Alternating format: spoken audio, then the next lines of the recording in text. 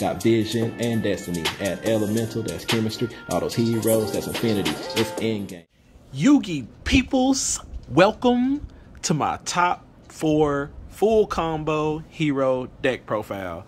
Alright, so I ended up posting the test hand video before I actually posted the deck profile, and then I was like, should I upload a deck profile, because it cut out Fusion Destiny and I didn't think a lot of people would approve of that idea. But apparently in the comment section a lot of people are cutting Fusion Destiny. Not necessarily that it's a hindrance, but it doesn't help you accomplish like your full combo that you can do now. And I do feel like the board with Dark Angel, DPE, Dark Law, and the set favorite contact is pretty much the optimal end board. Plasma is pretty good too, but I feel like the Dark Angel board is better because of people main decking cards like Evenly Matched and Dark Ruler no more. And even when you get Kaiju and stuff, it's just like, because you have the additional pop thanks to Shining Neos, Wingman, like it's really hard for people to be able to play through that board, because they lose their spell extenders, they use their spells like Book of Moon and Book of Eclipse, Dark Ruler, they lose access to all those cards to help you break boards. And yeah, it's just the deck did amazing for me. I didn't lose a single game where I ended up going first. I went full combo, and it's just like most of the time it was unplayable. And when I lost my final match and stuff, like I didn't actually lose to Engine. I lost to what's that card? Harpy's Featherstorm. And literally they go first, they said it, you can't activate any monster effects for the entire turn. So it's really hard to be able to do anything in that kind of situation. So I just ended up losing to that type of floodgate. So yeah, overall the deck performed amazingly. It did exactly what I wanted to do. I was able to go like full combo, and yeah, it's just, I built that inboard and it was crazy. Like my opponents just couldn't play through it. Most of the time they just scooped them up, because it's just dang near impossible to play through. Yeah, so let's go ahead and first of all shout out to Meta TCG.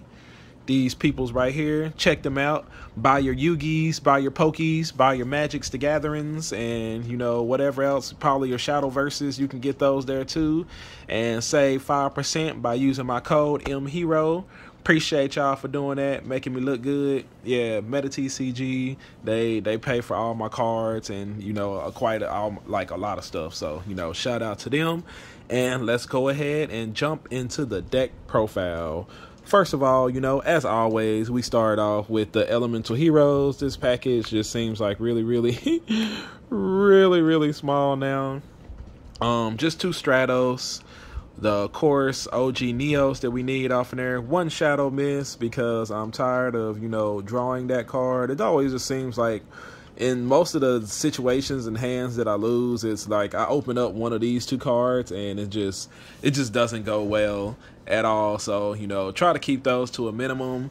I know a lot of people like to play 3 Stratos, but because of the style and way which some of my other things will be revealed later, I only like to run 2 Stratos inside of mine. So yep, this is my E-Hero package, and that's it right there. Just those 5 little cards right there, smaller than all the other packages. Then my Vision Heroes, this is where I'll explain the reason why I'm not running 3 Stratos, is I know a lot of people like to run 3 Stratos, but as you can see, we got 3 Fairs, 3 Vion, 1 Increase. Alright, so with this build, as you see in my Destiny Hero lineup, I feel like the optimal way that the way I really want to open up is to open up Ferris and a Destiny Hero monster, like a Hero Lives and Ferris, or a Destiny Hero monster, whichever way. So I maximize, usually I only run 1 Ferris, but for this type of build I'm running 3 Ferris.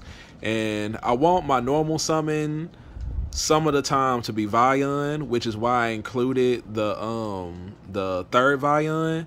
It's because a lot of times in my area, people have played against me so much they know to ash this card to keep the Vion from hitting the board, so it gets ashed quite a bit. And when that happens, you know, a lot of the times I opened up the Vion anyway, so I don't want to have to normal summon Stratos. If I can avoid it, I would much rather normal summon my Vion. And then if they didn't have the Ash for the increase, you know, when I do Cross Crusader effect, I can use Cross Crusader to add that Stratos anyway and get, you know, that normal summon off of Stratos. So, you know, I decided to run it this way. It feels like it worked a little bit better because my increase got ashed, you know, at least 2 times. And yeah, just had the Vion to be able to continue my turn anyway. So it didn't really matter all that much. I really like this. I really liked it, this lineup. Like, the 1 increase can hurt sometimes, but, you know, running 3 Vion, there was a lot of times where I was still opening up Vion anyway, so it didn't really matter all that much. But, yeah. So, this is my Vision Hero package, you know, kind of full package. For Nationals, I'm thinking I might want to run 2 increase just to make sure to decrease my chances, just because it's so many rounds, you know, playing 12 rounds, I'm liable to open up that increase at least 3 or 4 of them, and you know, it would be nice sometimes to have that other increase off in there. But yeah, I like this Vision Hero lineup. I know a lot of people won't approve of that, but you know, different strokes for different folks, and this worked for me. Well, that's my Vision Hero package. And then the other package that I know most people probably won't approve of is the Destiny Hero lineup I have is 3 Denier, 2 Mally, and then Dark Angel. And, you know, if you watch my combo videos, even if you watch my test hand video, most of the better combos in order to build a full board involving Dark Angel is to open up with a Destiny Hero monster inside of your hand. So in order to increase the chances of me opening up with a Destiny Hero monster inside of my hand, I decided to go ahead and increase my Denier count. Because, like, you can add in the other Destiny Hero monsters, but you're not going to be able to get the value out of them that you get out of Denier. So I just felt like, you know, even if I open up 2 Deniers, if I'm going full combo, it doesn't really matter how many, you know, Deniers I have, how many I opened up with, as long as I'm able to go full combo. Because my opponent's most likely is not, like, I haven't had anybody break the board yet. You know, y'all let me know what different ways, you know, you're able to break that board. There's only one that I could really think. Actually, don't expose the board breakers. Don't tell people how to break our board, all right? Because I feel like there's only like one card that I really seen that like really helps them break the board, and I'm not gonna tell what that card is. Yeah, but that card really messes the board up pretty bad. It plays around, you know, our things, because, you know, having Darkle out there, they can't droplet you also, so, you know, that counts it out. Dark Ruler, evenly matched, all those cards are gone, thanks. And Book of Eclipse, Book of Moon, all those cards are deleted by this card, Dark Angel. And then, like I said, even if they try to kaiju like your DPE, then you still have Shining Neos Wingman to pop, you know, to pop that kaiju, get rid of it so that they can't slam Dark Angel into it. So, you know, fortunately, you know, I haven't had anybody really be able to break that board yet, and hopefully it stays that way all throughout Nationals. But yeah, this lineup worked a whole lot better for me. Like I said, when I was doing my combos and, you know, getting my combos together and stuff, I found that the easiest way to get the full combo going was to open up Destiny Hero monsters. So why not add in more Destiny Hero monsters? And, you know, basically the Deniers are replacing the Fusion Destinies inside of there. I'm not saying that Fusion Destiny is a bad card, but I decided to run it without it just to see how it would go.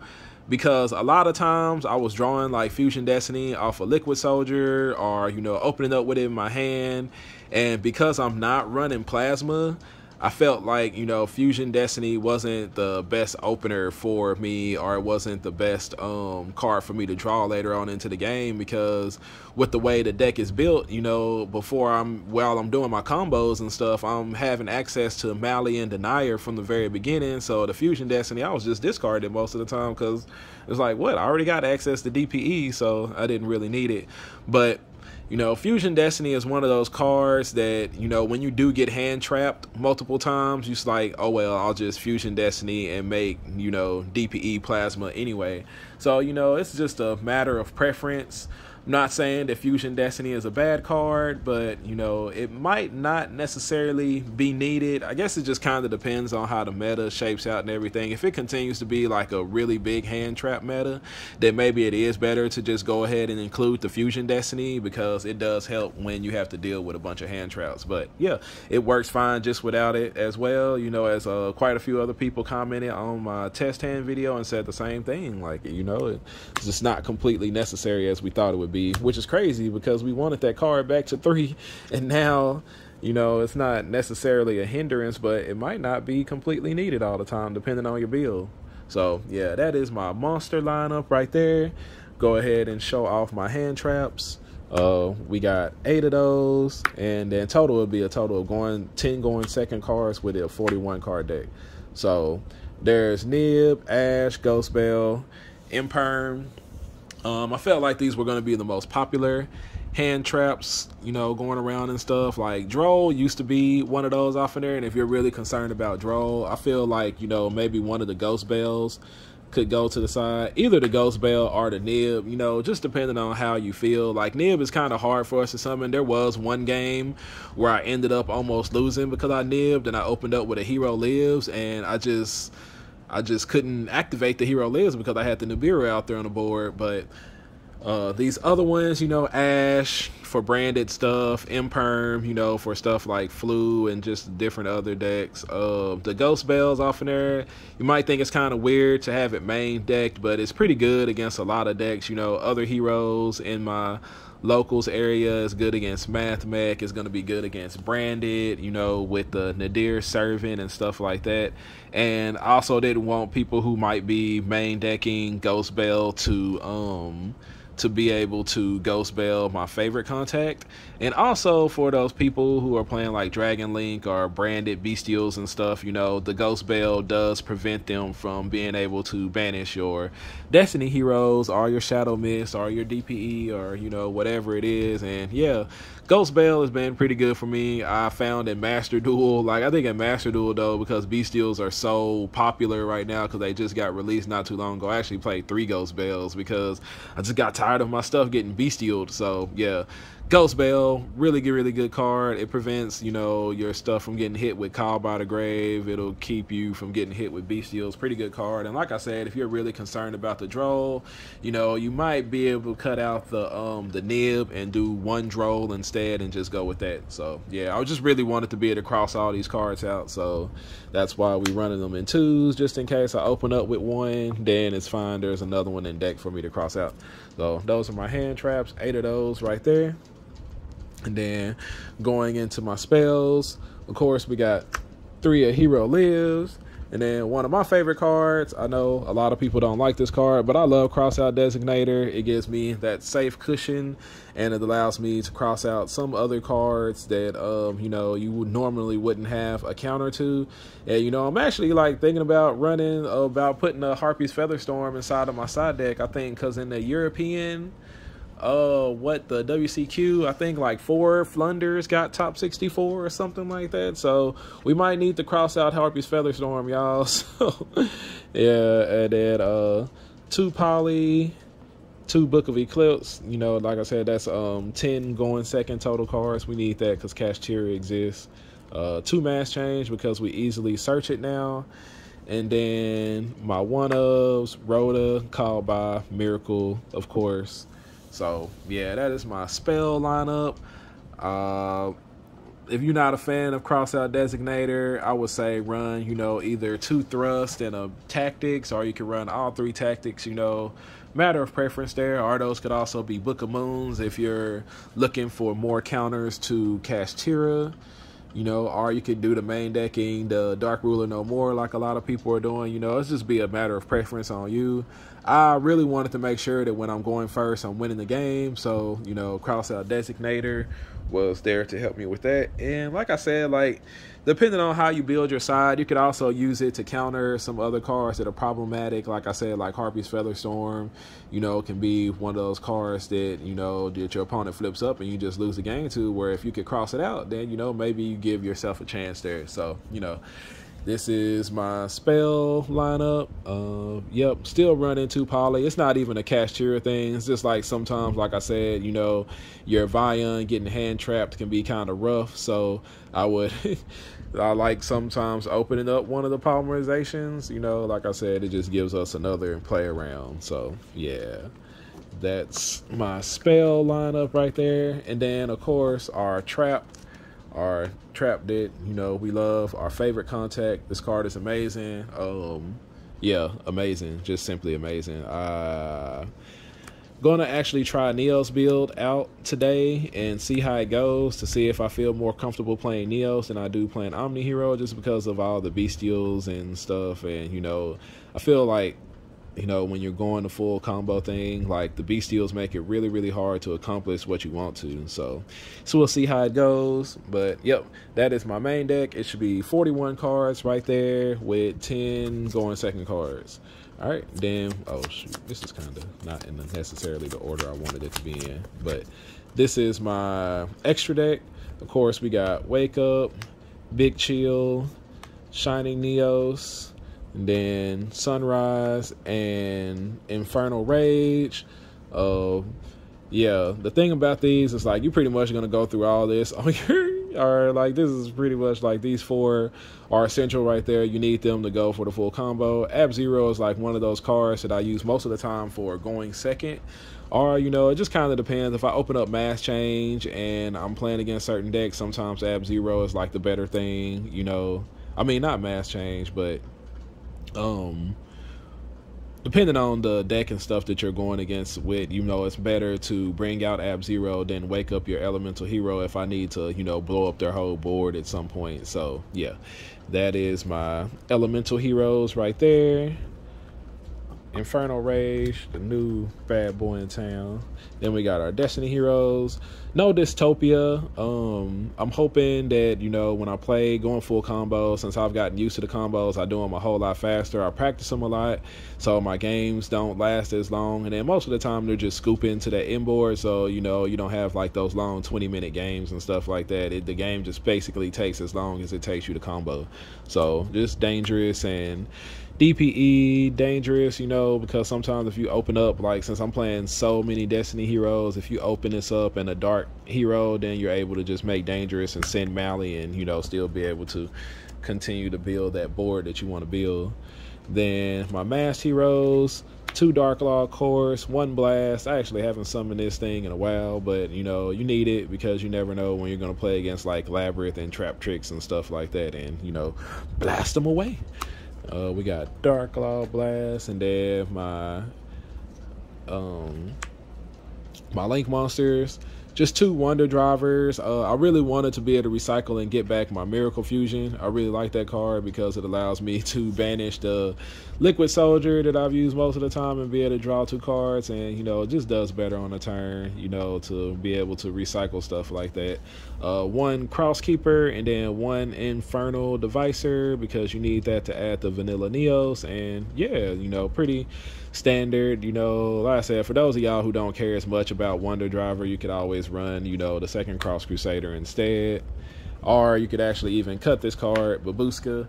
But, you know, since I was running 3 Vion off inside of there, a lot of times, you know, if I summon Stratos and get hand trapped, you know, to a point to where I can't do it, at least I can still summon that Vion. And then sometimes he gets hand trapped too. It's like they ash my Stratos, then Vion, then Imperm or Vion, and then it's like, okay, I can still make Babushka. But I actually didn't end up making this really like at all during the tournament. It might be something that's just cuttable, you know, but I have it there just in case, you know, those hands where you just get hand trapped to death and there's not much you can do, then, you know, we making Babushka.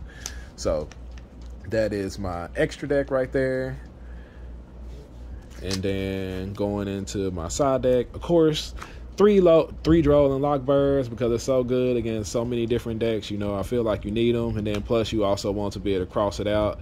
And then the D shifter because I didn't want to lose to Kashtira and Flu like going first, so you know, cross out designator, go ahead and hit that D shifter, continue on with my turn as normal. And yeah, so you know, I wanted to be able to cross out D shifter, so I went ahead and put that inside of my side deck. Then we got the 3 Cosmic Cyclones with Feather Duster and 2 Dark Rulers. You know, basically you need the Cosmic Cyclones. Anti-Spell Fragrance is out there. Go ahead and just stop that card because you want to be able to play Yu-Gi-Oh on your turn. Same thing for Harpy's Feather Dusters for Trap Tricks and Labyrinth. You know, go ahead and blow them out the water if you can. And then 2 Dark Rulers for, you know, Sprite boards, you know, stuff like that, because those cards require a lot of hand traps in order to stop them. And, you know, it's better to just go ahead and just Dark Ruler them and get them out the way.